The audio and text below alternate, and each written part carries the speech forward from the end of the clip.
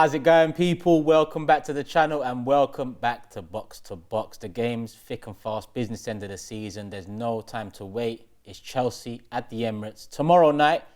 And who do you think I've got for Box to Box? I've got my big six brother Matisse with me in the building. What are you saying, bro? I'm very good. I mean, I'm a little bit beaten up, I'm not going to lie, over the whole season. I just feel like I'm just wearing away, you know, degrading, evaporating, you know. And it doesn't help when you're coming off a FA Cup semi-final defeat and then in quick succession comes this game and you man are in the Premier League after a little blip against Villa, but you're back to winning ways, so I'm stressed. Yeah, but am I wrong in saying Chelsea have been performing better recently? I'm not saying the results have completely turned around, but there's a chance for, is it 6th or 7th place in your sights now? My thing is with that 6th and 7th place, you don't have to have any real serious consistency to get these positions. Like everybody's just messing around, dropping points. Brighton have not been incredible form under De Zerbi this season as well with the extra football. So everybody's just messing around, Man United. But I wouldn't say that I want to give us too much credit about playing better because in this run-in, there is dropped points against Sheffield United and Burnley. You know, games that you have to win. So as much as Man City wasn't a disaster in terms of the performance, just the result obviously wasn't what we wanted. The performances, there's easy teams there that you have to be dusting down. So are you showing more heart then? I think you've convinced me with the performance stuff because even 4-3 against United, a lot of people said, you know, United should have won the game. 82 seconds, So is it that you're showing more heart? Because even going into this City game, you actually had hope in that City game that you could do something. But there wouldn't have been hope if the City game had come maybe 3 or 4 months ago. I think the hope came from the context of them having won 20 minutes played against Madrid. And when I spoke to Steve, he was like, oh, we're gassed, we're tired, etc. And you could see it in the pitch, like you saw it in the performance. They were genuinely pretty much playing at 50%. So as much as they had the names, they didn't have the capacity. But we still threw it away. Do you know what I mean? Like it was there you've beaten them this season. Like, you know what I mean? Everybody looks at City and they say, do you know what? They're not their same self. And we have drawn against them obviously at home. They draw away as well. We've taken points off them. So we should have hope. The moment we don't have hope, we may as well leave the Premier League. So listen, you always talk to me about your European heritage on Big Six. Not only Big Six, but you know, you talk about on your own channel too. Make sure you subscribe to Matisse doing big things.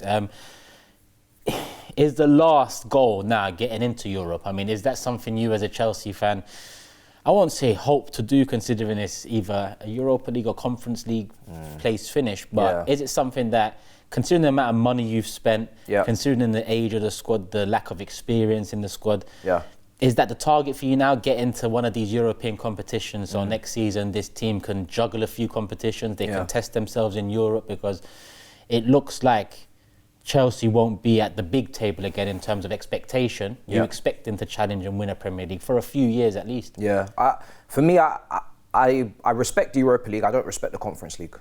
Same way you don't respect the Carabao Cup. Like, I hear that. For Europa League, we've won that twice. Liverpool win it this year. There are some good teams there. Bayer Leverkusen, of course, as well. Like it's built up enough respect, and it gives you Champions League football, so it gives you another route. So that was always the target at bare minimum. Once I saw Champions League was gone in the league. And it had to be supplemented with a trophy. And the FA Cup and the Carabao Cup, we could have done a double if we had patterned ourselves correctly this season, taken our chances, and obviously the Liverpool game was a joke. So we actually could have done a cup double, and in my opinion, we should be minimum getting top 6. Anything other than that is a complete failure. And I don't do Conference League. I don't do conference calls. I don't do Skype. I don't do Zoom. I don't do Teams. I don't do these things. It's Europa League with a proper theme tune or something, you know, a song. At a bare minimum, and if it's not that, then I don't want anything. So I'd rather finish 10th than get Conference League. Some of them teams in that competition, I don't even know who they are. Yeah, I'm with you. I can't lie to you. I mean, I'll be honest. I was glad to be in Europa League for all those years, and then the Conference League just came out of nowhere, and we'll steer away from that one. Bro, talk to me about Arsenal though, because you've mentioned how strong we've been for the majority of the season. A lot of people thought it could be derailing again. You know, I wouldn't say that thought has come to an end and it's been proven wrong, but we have bounced back with a win now. We are top of the league, albeit with a game played more than Man City. Actually, we're joint top of the league, right, with Liverpool at the moment. Because they picked up their win as well, but goal difference puts us top. Where do you think Arsenal are at the moment? I mean, there's 3 teams in for the title. I think all 3 will probably drop points in the last 5-6 games. Could do. I don't see Man City as the same team that have gone on these win runs. Yep. Liverpool definitely not. They're in a bit of a transition. Arsenal, all right, proven it over the last couple of seasons in terms of building runs, but haven't proven it at the business end yet. Yeah. So looking at Arsenal now, trying to take your bias out of it, obviously London rivalry and whatnot. Yeah. For you, City favourites, but how big a chance do Arsenal have to get this title over the line? I think they've got a better chance than Liverpool. If you look at the fact that, for me, this season is all about up here for Arsenal. They just have to manage this. Because when we're talking about football, you've seen Arsenal dominate teams, smash teams, defend at the Etihad when necessary, set pieces. There's leadership in that team, there's strength, there's technical ability. There's nothing really missing apart from, you could say, the striker to finish off all the chances. And to be fair, obviously, Martinelli and Saka are looking a bit inconsistent. Martinelli this season has been nowhere near his level, but for the fixtures that you have left, it's obviously London Derby week in totality for you guys. So it's very important that you get through those games, of course, where there is, I guess, intangibles at play. You know, and I would hope my team would actually show up and show some fight. But I think Arsenal, I don't have you as favourites after the Villa defeat, because I think that was quite damaging and it was quite a surprise considering Villa had less days to recuperate. But you are a strong team, man. You're a very strong team, man. To be fair, you guys play some good football, man. I saw the 6-0 win at West Ham. It was the best game of the season in terms of a performance from any team. Ridiculous. And I think you've had how many clean sheets in a row away from home? 6, is it? 6, yeah. This is not good. This is not good. I've seen my team, when it's at its pomp, you know, do these things. But you get why I said in the next 18 wins titles. Let's go back to what I said on Big Six about the next 18 months. Yeah. We know Arsenal. Do you get why I say that? I get from a fan perspective why you're all in, but obviously I'm looking at it as, is Arteta going to be able to get over the line? He has to prove that. And because he's never done it, it's still up in for question. Those minor tweaks that he made against Villa, maybe if it is Jesus and bringing Havertz into midfield, these minor things can cost you. And obviously these minor things can make you as a manager. So whether he can get over the line, but he's already exceeded expectations. Yeah. When he first came in, it was his first managerial job. I didn't have him anything above what he was demonstrating, which was 8th place, not knowing, of course, that he was going to go and miraculously turn around the whole team. He had a whole plan in terms of getting out some of the seniors, and the football that he's now playing and able to diversify between controlling and blitzing teams is very impressive. So even if Arteta does not make it over the line, he's been a success, because where he's taken Arsenal, you can now go and get a top manager and finish off the job. And that is really, you can't really ask for much more. That's what we're asking Poch to do at a minimum. So, yeah. It's top managers are scarce now as well. They are, yeah. It's just easier said than done, you know. And I get people that, you know, talk about the maybe frailties or the things that Mikel Arteta's done wrong over the years. But I'm glad you said it. Like, the turnaround has been nothing short of special over it. No one saw it. Obviously, to complete the turnaround, you need to get over the line. Yeah. Like, a big club needs to get over the line in major trophies. And whether we get over the line in the next month, 6 weeks or not, I think Arteta's shown enough and done enough to be given another transfer window, to be given another season to finally get us over the line. But you are right. I think a lot of people deem if a manager doesn't take you over the line, it's automatic failure.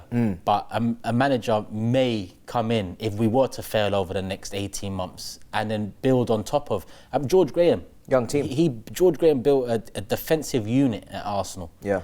And Wenger came into that and built on top of that. Yeah. So anytime I do talk about the early success Wenger had, Wenger came in his first full season and won the league. Anytime I talk about that early success, I have to mention that the foundations he had to build on were nothing short of immaculate in that position. Our defensive record, I think one season we conceded 16, one off Chelsea's record of 15.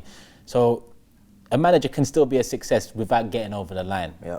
But we are big clubs, and that's in this modern day era, that's the difference. Yeah, we're all judged on trophy. I mean, if Man United go pull it out the bag now against Man City in the FA Cup final, best believe Saeed and all the United fans, 100%. We've had a better season then. 100%, and it is about trophies, and that's what Arsenal obviously have to continue to remember, is that if he doesn't get it done next season, in my opinion, he would have had his time, his fair crack at the whip to bring Arsenal to a level, yes, but then actually finish off the job. If you can't finish off the job, then you have to give it to someone who can, because time waits for nobody. You think Pep signs a new contract? I hope not. I hope not.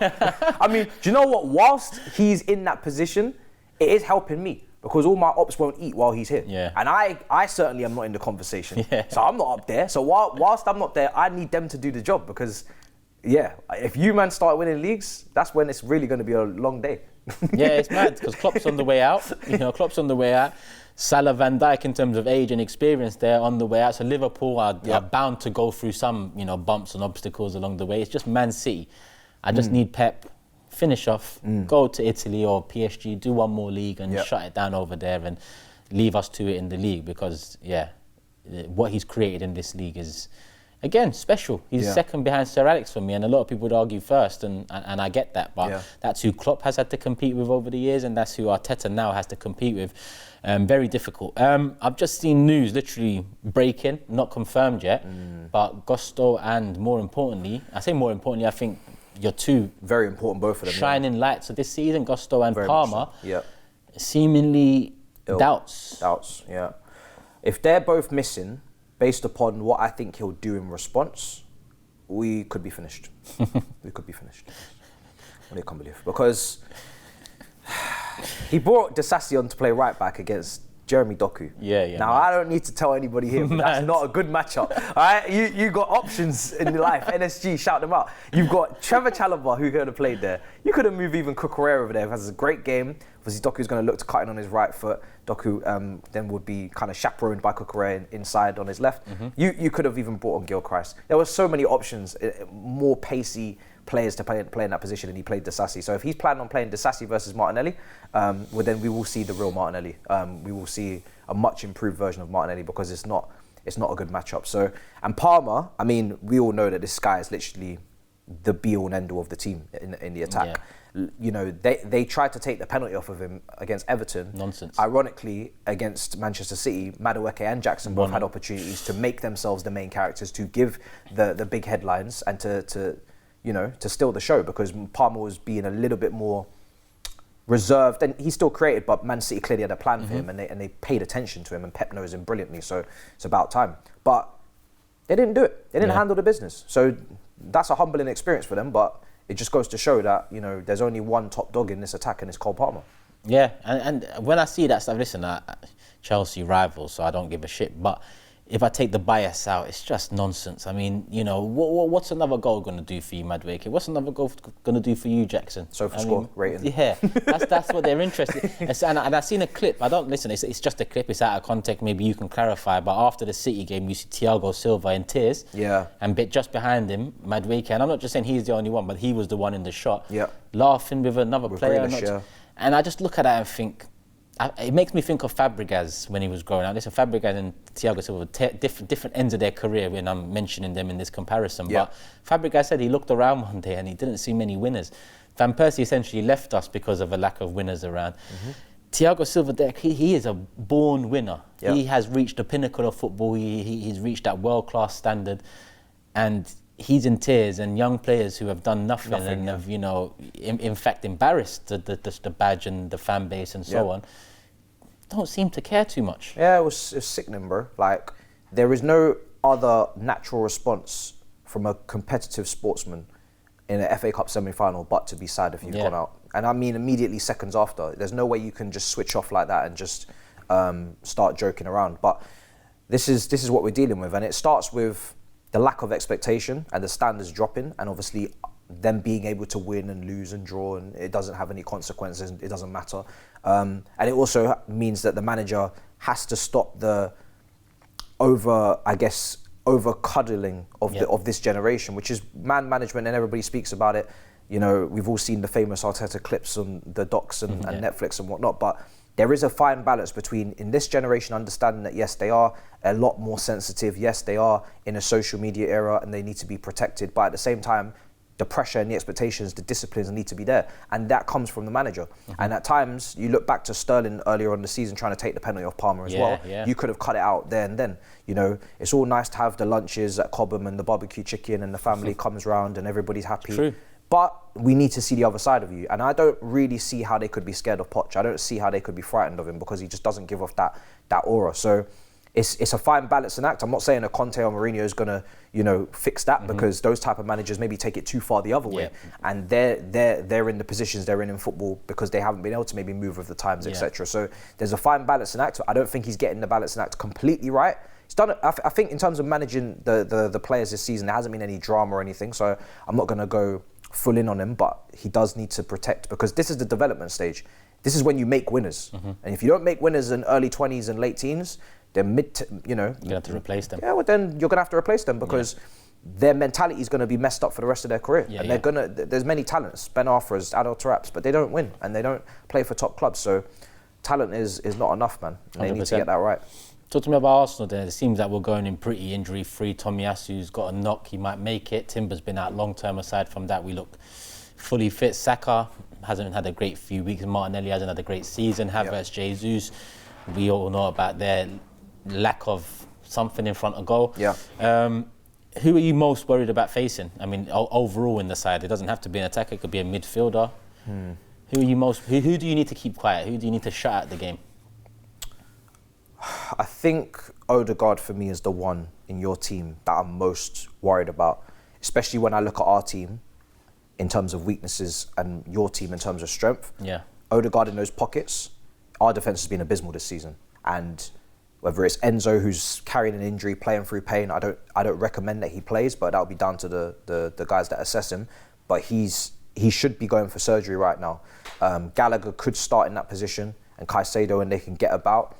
But Caicedo tackling from behind has been very suspect this season in terms of his technique. He does give away a lot of fouls, gets bookings.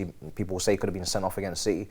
And Ødegaard in those pockets and playing those passes and creating chances, that's my main concern, because if we don't keep him quiet, then you're going to run mad. I mean, I think at the Emirates, that was exactly the guy that literally destroyed us last season. If you keep Ødegaard quiet, I do believe that Arsenal can be contained, because Saka, people will double up on him these days. Martinelli, again, the same. You mark him out the game. Ødegaard's the key for me. I agree with that. Looking at Chelsea, I mean, if it's not Palmer, it's hard for me to pick out who would be a threat. I assume Palmer will play. It's talk of an illness, talk of a cold, funnily enough, after all the cold Palmer stuff. Ironic. I catch up with you. Cold indeed. Too cold recently. I'd say Palmer. Outside of Palmer, I'm going to say Jackson. I was about to force it, but I've got a reason for Jackson, because he's like a wild card. He's someone that can get himself in the right positions, whether through running into space or with the ball at times. He's got good feet at times. But he's also someone that in front of goal leaves a lot to be desired. So it's a hard one. I'm going to say... Jesus. You call him Baby Jesus. I called him Baby Jesus. And everybody was like, you can't do that. I am being proven right every day.